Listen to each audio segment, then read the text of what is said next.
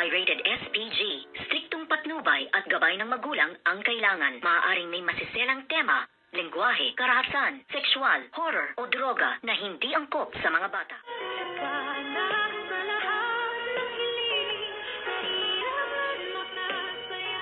Good morning and welcome sa aking munting channel. Dito na nga nagkaalaman at nagkabukingan kung sino nga ang totoong may sala sa pagkakahilo nga nitong si Morgana Go or si Moira, dahil meron palang isang inutusan itong ang si Madam Chantal na manmanan ang bawat kilos nga nitong si Miss Giselle Tanyag. Kaya dito nga siya nabidyuhan nang lagyan niya nga ng pangpatulog at pangpahilo ang tubig nga na ininom nitong si Moira or si Morgana, kung kaya't dito naman ay napahiya itong si Miss Giselle Tanyag sa ginawa nga ni Madam Chantal na wala na siyang maitatanggi pa dahil meron nga itong isang ebidensya. At dito naman ay inamin din nitong ang si Miss Giselle Tanyag ang kanyang ginawang kasalanan, kung kaya't dito nga ay nasabi niya na ako lamang ay gumanti dahil nga sa ginawa ni Morgana kay Lynette na siya'y nadulas, at imposible naman na pagtalikod nito ngang si Moira or si Morgana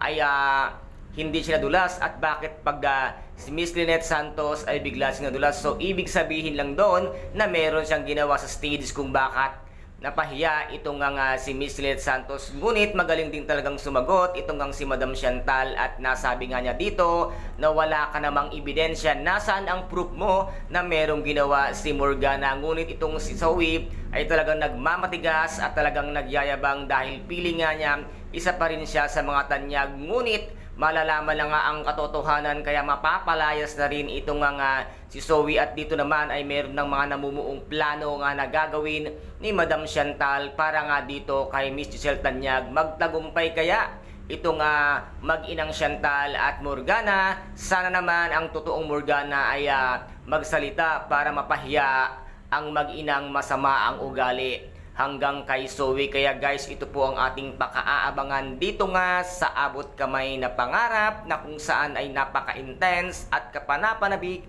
ang bawat eksena. At kung nagustuhan po ninyo ang aking videos for today, paki-subscribe na lamang po ng aking channel, paki-like and share para maging update kayo sa lahat ng gagawin kong videos. Maraming salamat po, ingat, God bless and bye-bye!